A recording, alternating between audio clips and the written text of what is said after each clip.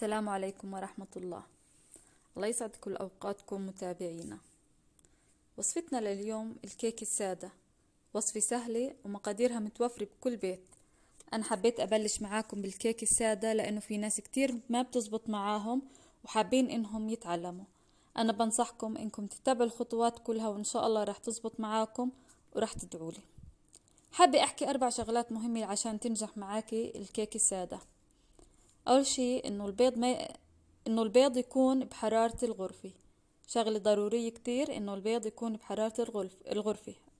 الشغلة الثانية الحليب أو الرايب أو العصير اللي حتستخدميه يكون برضو بحرارة الغرفة.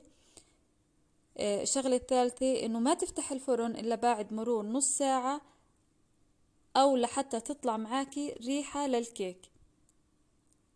الشغلة الرابعة إنه النار تكون هادية، ما لازم تكون النار عالية ولا هابطة كتير. خلونا نبلش الوصفة على بركة الله. بسم الله الرحمن الرحيم. عنا 3 بيض،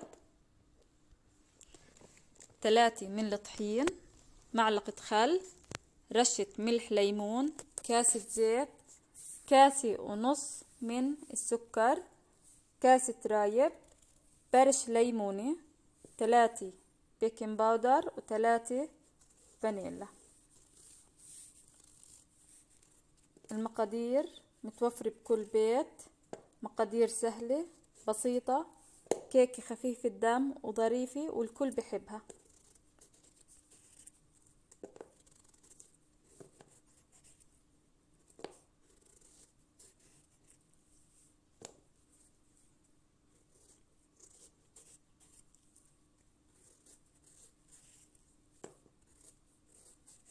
بسم الله الرحمن الرحيم. نبلش. أول إشي عنا البيض. خفق البيض، وزي ما حكيت لكم البيض لازم يكون بحرارة الغرفة، أو إنك تطلعيه قبل بساعتين من شغلك للكيك. عشان تنجح كيكتك لازم يكون البيض بحرارة الغرفة. نخفق البيض مع الخل والملح الليمون والفانيلا زي ما حكيت لكم، خل ملح ليمون وفانيلا. لانه في ناس كتير بتسألني عن زنخة البيض، كيف تروح، كيف ما تضل بكيكتنا زنخة البيض. انا بحكي لكم حطوا على الكيكة خل وملح ليمون وفانيلا ال3 مع بعض، ان شاء الله ما راح يطلع ريحة زنخة لكيكتك. بعدين الخل بيعطيها هشاشة وطراوة، بيخلي كيكتك هشة وطرية. هاي معلقة خل، نحركهم كتير منيح مع بعض.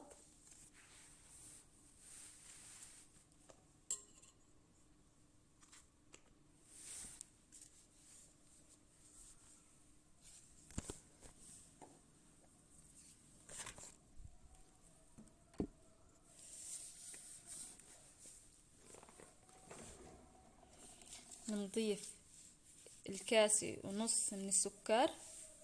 ما تحكولي انه السكر كتير، السكر كتير ممتاز، جربوها وان شاء الله رح تنجح معاكم. اتبعي كل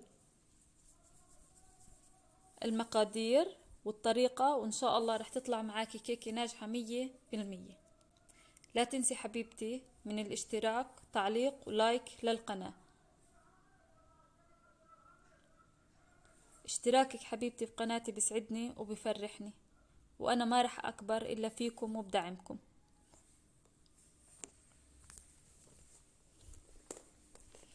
الله يعطيكي كل اللي بتتمنيه اللي بتشتركي بقناتي. عنا كاسة الزيت منضيفها للخليط، منحرك كتير منيح. شوفي شغلي، عنا السكر لازم الحبيبات تذوب كتير منيح، تمام؟ لازم تحركيها كتير منيح. وكمان بنفع انك تحطي الخليط بالخلاط، بس للناس اللي ما عندهم الخلاط انا استخدمت لك اياه يدوي. تقدر تستخدميه بالمعلقة، بالمضرب العادي، وفي ناس كمان والله العظيم انها بايدها وبرضو بتطلع معاها كتير مرتبة. ضفنا اللبن رايب، فيك تحطي عصير او حليب، وكمان بزبط معاكي السيفن اب. السيفن اب تزبط معاكي كتير منيح. بنحرك الخليط كتير منيح مع بعض. بنضيف 3 بيكنج باودر، عنا 3 بيضات، عنا 3 فانيلا، 3 بيكنج باودر، يعني كل بيضة بدها 1 فانيلا 1 بيكنج باودر. تمام، لحد هون الأمور تمام.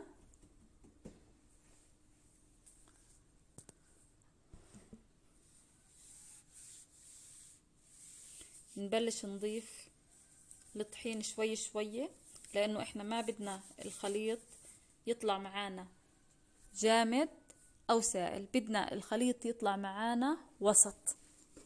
بنضيف الطحين شوي شوي على مهل، بنخلطه كتير منيح مع المكونات.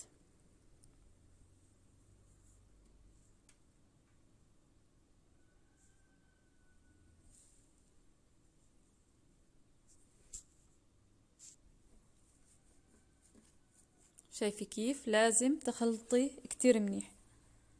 شايفي الخليط لسه بده شوية طحين. نضيف طحين، اخد معاي المقدار هاد 3 كاسات طحين. الكاسة اللي بتعيري فيها لازم تضل هي نفسها لكل المقادير. الكاسة اللي بتستخدميها للطحين لازم هي نفسها الكاسة اللي تستخدميها للسكر، للزيت، للبن رايب. شايفين الخليط كيف طلع معنا؟ يا سلام، شايفين؟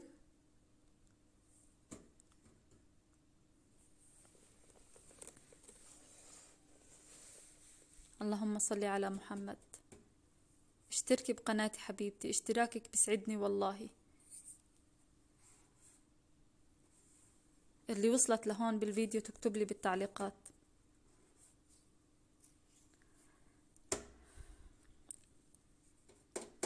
المقدار هذا بتقدر تحطيه بقالب من القوالب الكيك او بصينية عادية. انا لانه اهلي ما بيحبوا الكيك بالقوالب فبراح احطه بالصينية.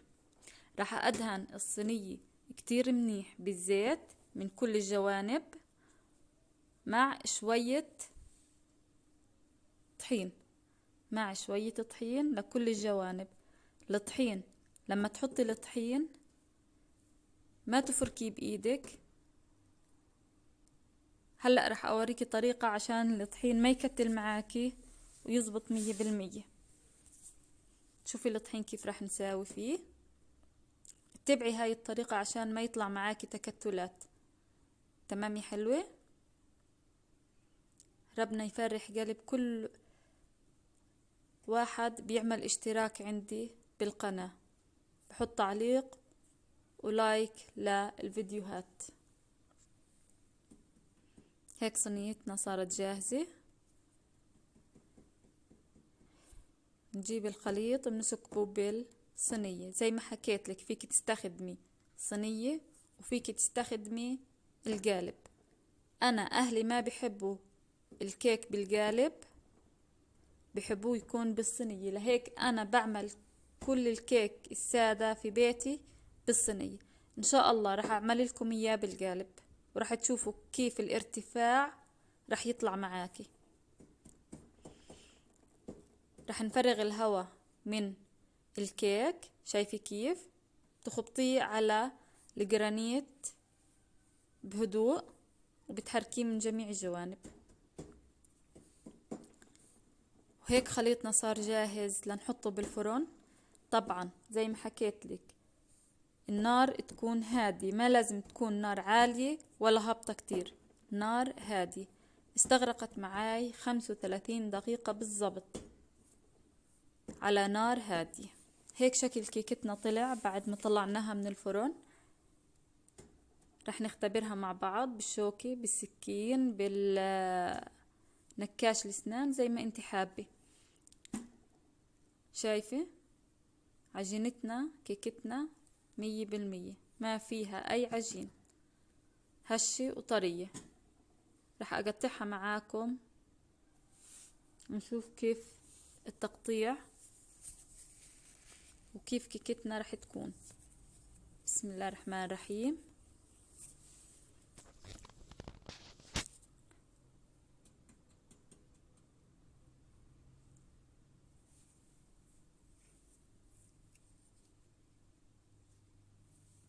هيك شكل التقطيع معانا النهائي.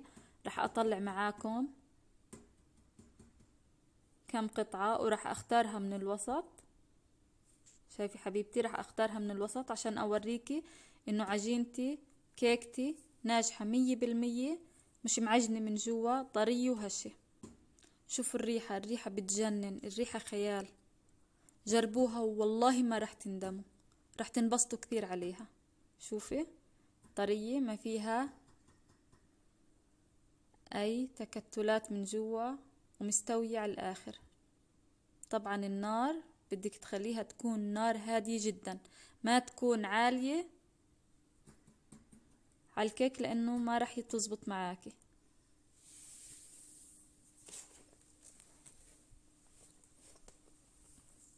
تمام يا حلوة. شوفوا كيف بتطلع معانا بكل سهولة.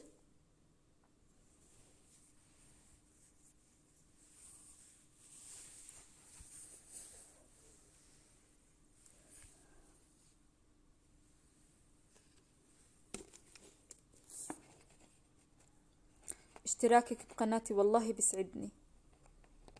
اشتركي بقناتي يا حلوة، وادعي أصدقائك إنهم يشتركوا، ورح تنبسطي كتير يا ست البيت. يا عيني، هيك كيكنا صار جاهز للأكل والهجوم من قبل العائلة، وألف صحة وهنا يا رب. كيك مع كاسة شاي، ما شاء الله، اشي خيال بجنن. وأنا كتير بحب الكيك السادة. لايك للقناة، اشتراك بالقناة، تعليق، شي بيسعدني. ما رح أكبر إلا فيكم وبدعمكم إلي. بتمنى إنه وصفتنا اليوم تنال على إعجابكم. والسلام عليكم ورحمة الله تعالى وبركاته.